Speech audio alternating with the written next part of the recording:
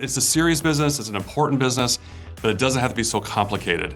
I think that another aspect of having a will part of the book is it brings a little bit of a little comedy to the situation that, I like to have fun with my clients and our relationships.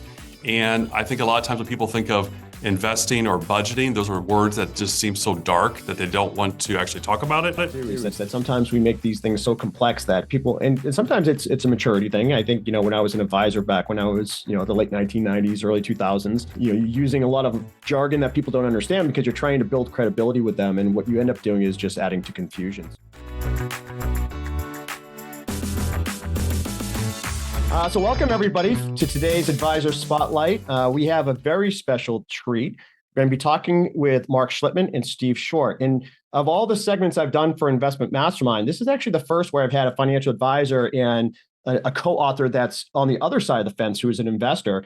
And this is a nice kind of mix because I think what works really great about this book is that a lot of times when I read financial books, it is so in the language of financial advisors and advice that it often misses the common sense ideas that really resonate with investors. And Steve, I think, really brings that to the table.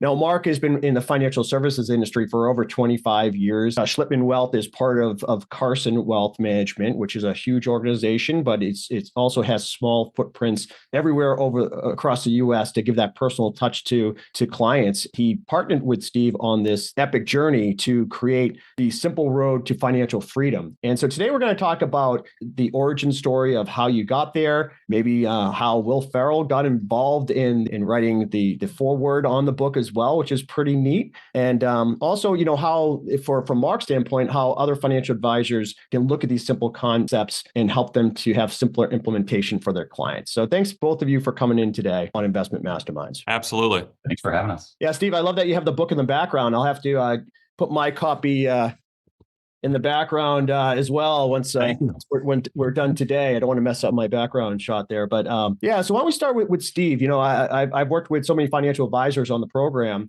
Why don't you talk a little bit about how you and Mark had this idea to bring this together and bring it to market? And congratulations on being a #1 Amazon bestseller. Really cool. Thank you. And thanks again for having us on today. My background was in the corporate world. So I had about 30 years experience leading large teams. And when I was talking to Mark, it was right around the time that my kids had graduated from college. And I sat down and went over their finances and not all of their finances, but just helping them set up their 401ks. Because I said one of the most important things I did was start early. And as you guys know better than me. And as I sat down with my daughter, my oldest, it was clear to me that she didn't have any knowledge, even though she graduated with a nice degree, a business minor. She didn't have any knowledge of this. And so I sat down, went through some of the principles and the company matches. I was kind of a nerd and took out the Excel spreadsheet and said, in 20 years, based on historical returns and everything like that, you're going to be a millionaire. And she looked at me like, what? I'll be a millionaire. What do you mean? And so the kids, unfortunately, are not learning this. The same thing repeated itself when my daughter, who was a finance and marketing major, graduated 2 years later from college. I did the same thing, had the same experience. And about that time, Mark and I became friends through our sons. And I was sharing this story with Mark. I'm just like, these kids are graduating without some of the basic financial needs. My kids had friends that were starting to live paycheck to paycheck, even though they had great jobs. And so he said, let's write a book. And I had recently retired and had time available. And it was a passion project for me. I was part of junior achievement and things like that. And so that was the day that the idea was born. It was actually at a Rolling Stones concert, maybe after a glass or two of wine. But it's amazing what we'll agree to at a Rolling Stones concert, right? Yeah. Or thereafter. So that's great. That's a great kind of synopsis of the relationship. So Mark, you've been doing this for 25 years and, maybe just a little bit about why you got in the business and how that evolution led to writing the book. But to add some color to what Steve said, we met at a dad's weekend. And normally, just in talking to Steve and knowing that he retired, my normal instincts were, this is a guy that I would love to have as a client. And then after hearing from Steve and his knowledge and how he explains concepts and principles. And I finally just said to him, because I'm a fiduciary, right? We all act in our best interest of our clients and prospects. I said, perhaps if you are paying somebody to manage your money, you should probably do it yourself. because you know more than I think than most. And he thought I was joking. And then that led into things as an advisor I hear from business owners, successful business owners in their 50s and 60s that we help sell their business. And we go through simple concepts that we think are simple, but some of the most successful business owners don't understand the principles we're talking about. And that led to him educating his kids early with his Excel spreadsheets. And that led to, wow, there is a real need, some common language explanations of people that are young, middle-aged, and older, that even a parent could read this book and possibly get some better understanding on how to explain it to their kids. We try to make the complex simple. And when I started in the industry and then I teamed up with Ron Carson about 20 years ago, that was been our concept, is to make the complex simple. And it is a complicated industry, but also it doesn't have to be so complicated that the client or the prospect does nothing. And my passion for the book was, obviously we can't serve everybody, but really targeting the children and grandchildren of my clients to have a tool to get them started. And when I grew up, my parents didn't really talk about money. They didn't really talk about finances. They didn't talk about mutual funds and stocks and ETFs and all the things you can do, or Roths or IRAs. And I think there's a lot of kids in that same boat, that they have a thirst for it, but want to possibly read it from a perspective that is a little bit more easy to understand. And that's where Steve is brilliant on he makes the complex simple. And so that helped. And also, I never would have been able to write the book without a partner like Steve, because you need that accountability. And I pair that with the accountability as being an advisor to keep our clients accountable and make sure they're on the right road toward their financial success and their financial future. So there's a lot of really cool examples that we use in the book, but more importantly, what gets measured gets managed. And so that's so important in all of our lives, is that if we have a goal and we set it, and then we have a process to get there. And that's really what the book goes through. But, growing up in my house, I feel like my parents spent a lot of time trying to prove that we weren't poor. And I'm trying to prove to our children that we're not rich. It's a little bit of a different equation. So, when you're talking about your clients and working with the next generation, it must be a very unique experience, seeing how the psychology of investing affects different generations. And I know that you have all those in your business. So Steve, can you just tell me what the heck Will Ferrell has to do with investing?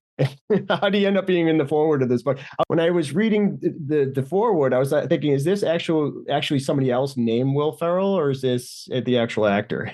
That's the trick. We haven't told anybody yet. It's really not who you think. No.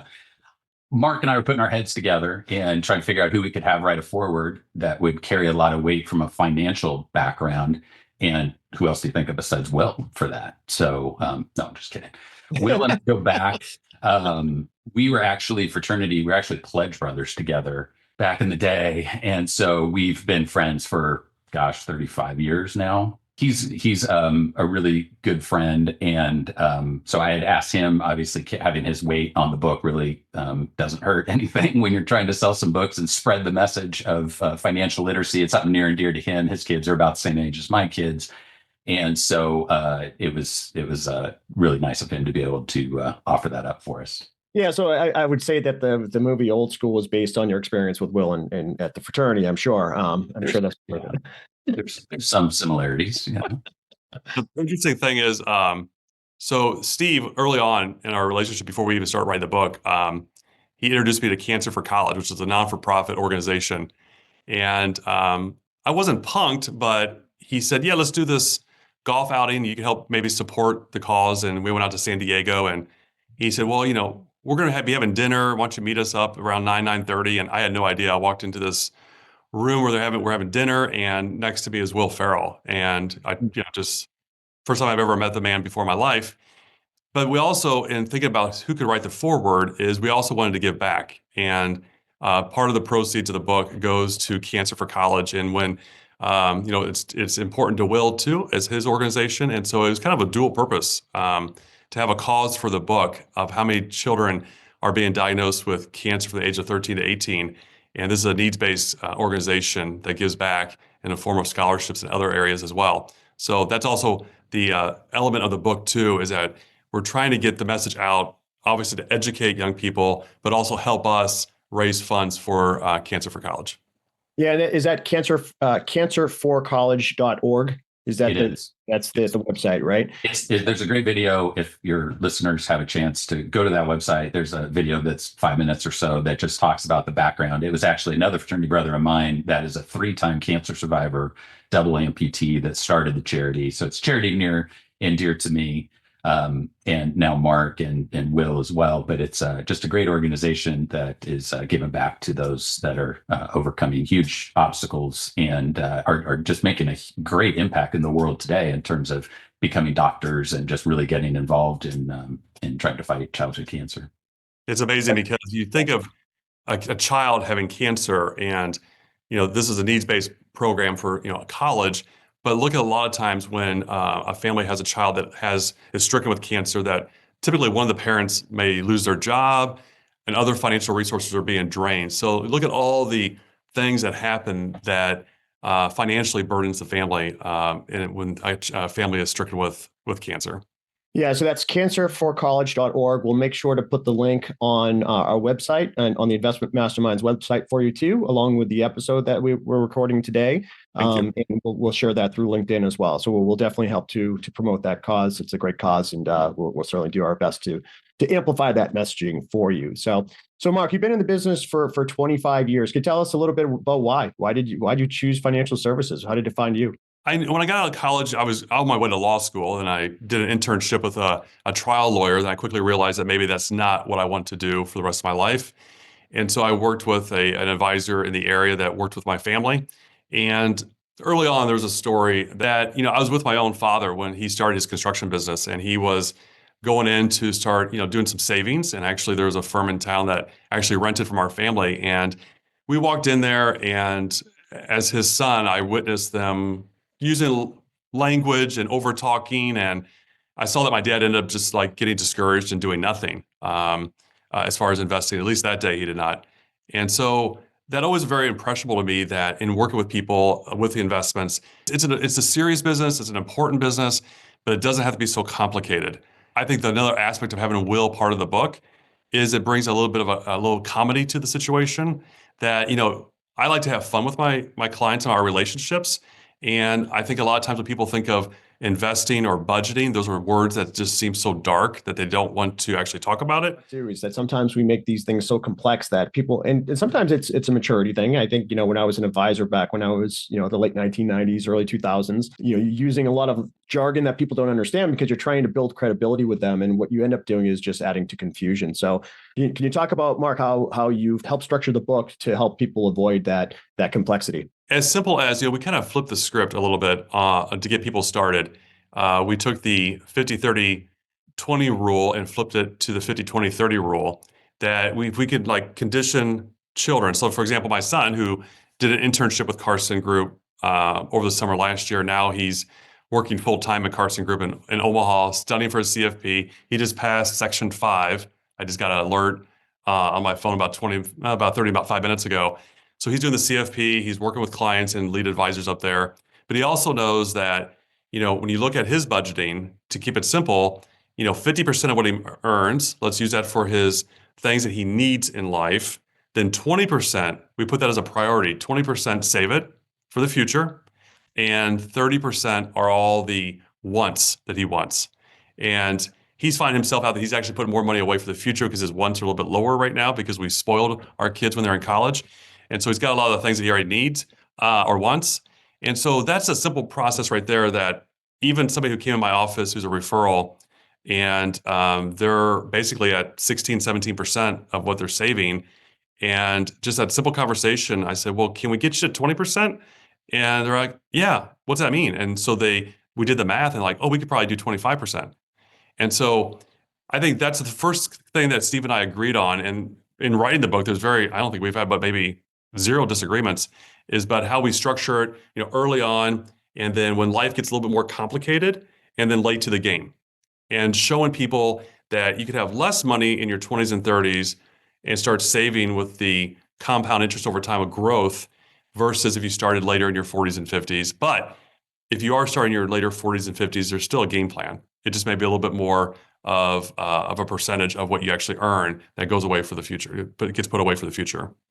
So, Steve, now do you have conversations with your kids about how the things that they're doing now and how they'll affect the future? It is every 6 months, like clockwork. They want to sit down with me and go over where they are from their goals. And so I did the Excel spreadsheet.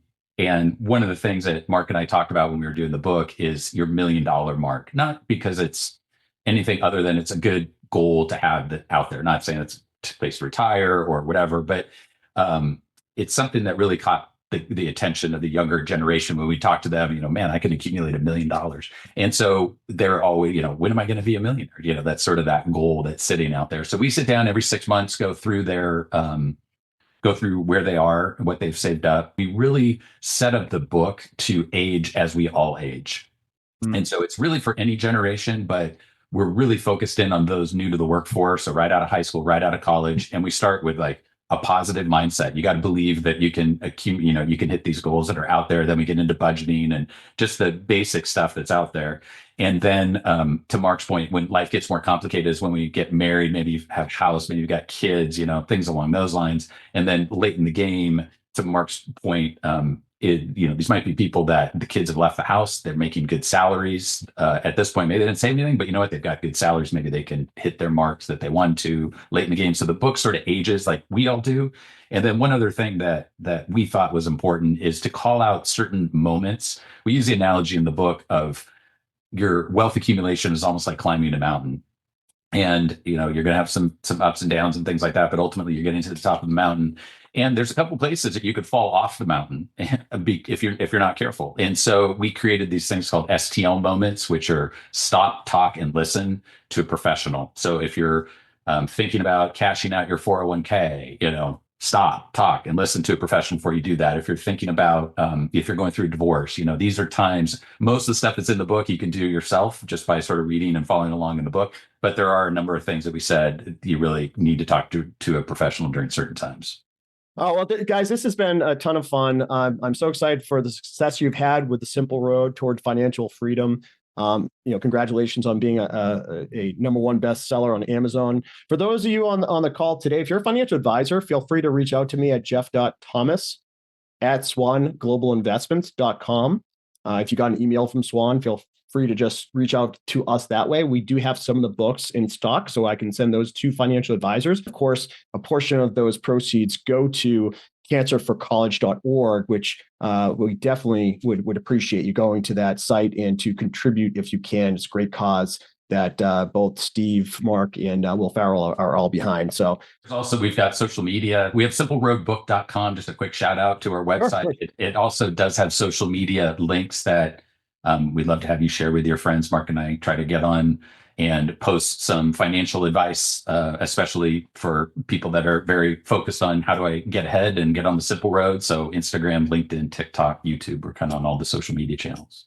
Yeah, and for those of you looking for financial, guidance, Mark Schlitman, that's what he does, right? So certainly, if you're looking for some help there, definitely reach out to Mark. So thanks so much for coming on today, and I look forward to seeing what comes next from both of you. Thanks, Jeff. Yeah, thanks for having us on.